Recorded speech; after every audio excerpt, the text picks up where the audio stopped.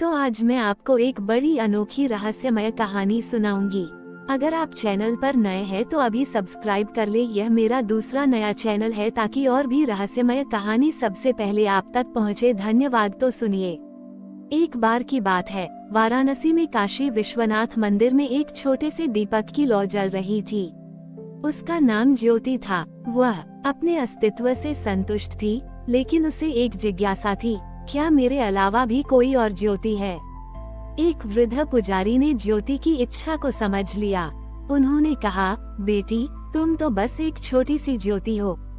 तुम्हारे ही जैसे 11 और ज्योतिर्लिंग हैं, जहाँ दिव्य ज्योति जलती है। अगर तुम उन सब से मिलना चाहती हो तो तब छोटे में एक यात्रा करनी होगी। ज्योति ने एक हवा के झोंके का सहारा लिया और अपनी यात्रा पर निकल पड़ी। काशी विश्वनाथ, यहीं से उसकी यात्रा शुरू हुई।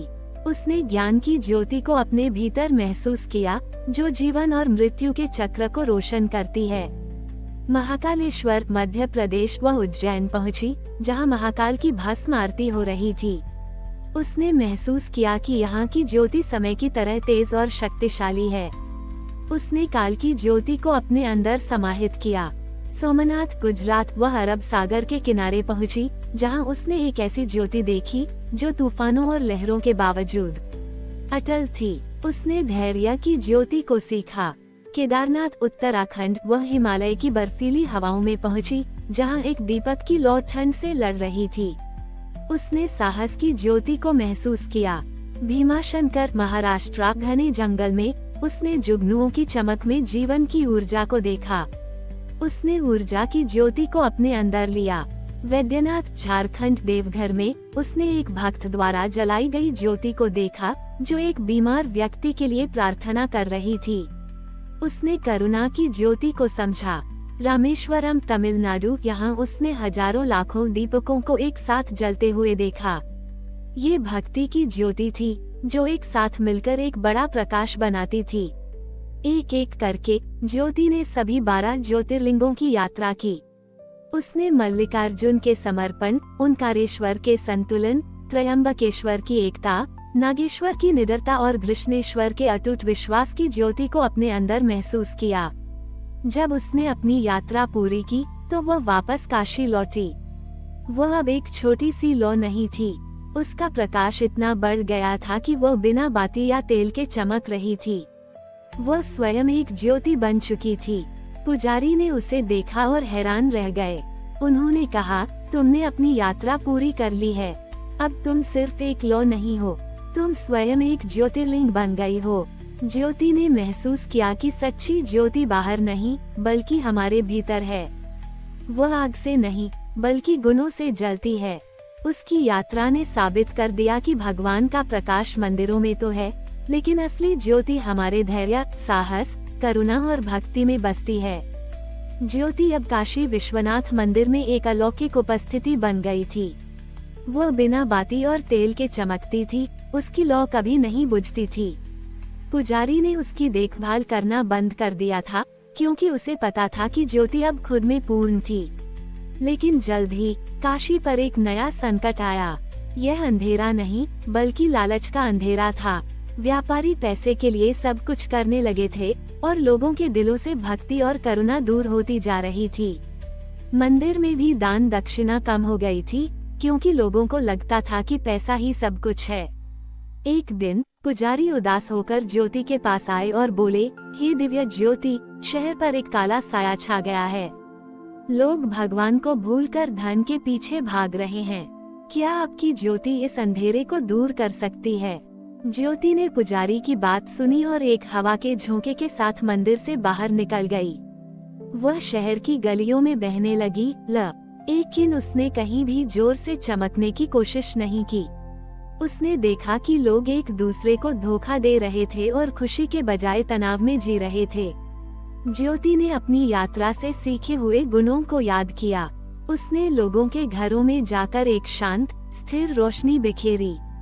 एक व्यापारी के घर में उसने सोमनाथ का धैर्य दिखाया, ये समझाते हुए कि धन को इकट्ठा करने में धैर्य और ईमानदारी होनी चाहिए। एक बीमार व्यक्ति के कमरे में उसने वैद्यनाथ की करुणा की ज्योति बिखेरी और बताया कि दूसरों की मदद करने में सच्ची खुशी है। एक परिवार में जो आपस में लड़ रहा था, उसने त्रयंबकेश्वर की एकता का संदेश दिया। उसने किसी से कुछ नहीं कहा, लेकिन उसकी उपस्थिति ही काफी थी। लोग उसकी शांतिपूर्ण चमक को देखकर रुक जाते थे। वे सोचते, ये ज्योति कैसे जल रही है, इसे तेल या बाती की जरूरत क्यों नहीं है। धीरे धीरे लोगों को एहसास हुआ कि ये ज्योति सिर्फ एक लौ नहीं थी, यह उनके अंतरात्मा की आवाज थी। वे अपनी गलतियों को समझने लगे। लोगों ने अपने घरों में फिर से दीपक जलाना शुरू किया, लेकिन इस बार उनका उद्देश्य पूजा नहीं था, बल्कि दूसरों की मदद करना और अपने दिल को शुद्ध करना था। शहर में धीरे धीरे लालच का अंधेरा दूर होने लगा और करुणा का प्रकाश फैलने लगा। ज्योति ने साबित कर दिया कि सच्ची रोशनी धन से नहीं, बल्कि एक अच्छे दिल से जलती है। शहर में लालच का अंधेरा दूर हो चुका था और लोग एक साथ मिलकर खुशी से रह रहे थे। लेकिन नियति ने उनकी आस्था को एक और परीक्षा में डाल दिया। एक दिन एक भयानक तूफान आया।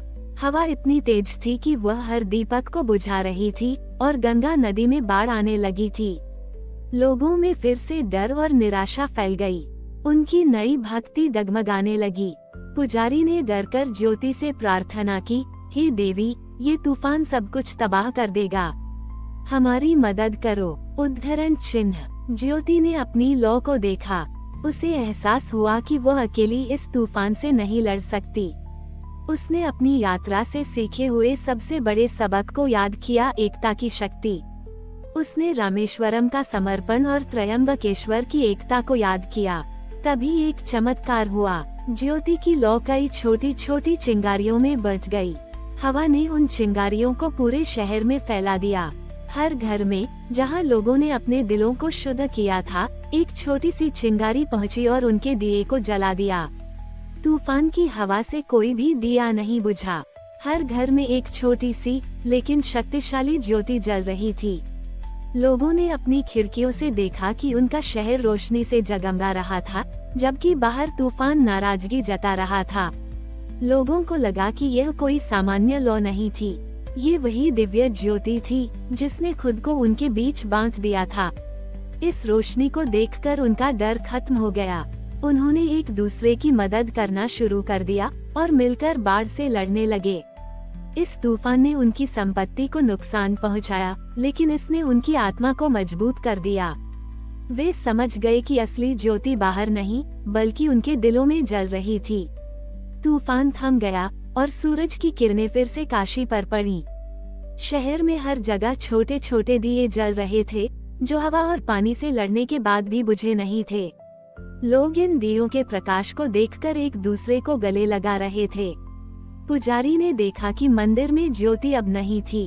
वह आश्चर्यचकित नहीं थे, वो मुस्कुरा रहे थे। उन्होंने लोगों को इकट्ठा किया और कहा, ज्योति अब एक लौ नहीं रही, उसने खुद को हम सब में बांट दिया है। उसने अपनी यात्रा से सीखा कि धैर्य सोमनाथ से लेकर करुणा वैद्यनाथ तक हर गुण एक ज्योति है।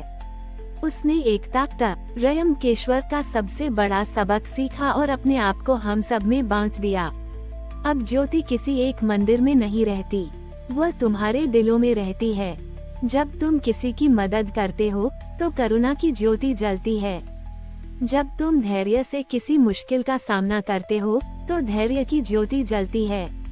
जब तुम निडर होते हो तो साहस की ज्योति जलती है। लोगों ने पुजारी की बात को समझा। उन्होंने देखा कि उनकी भक्ति अब सिर्फ पूजा पाठ तक सीमित नहीं थी, बल्कि उनके हर कर्म में थी।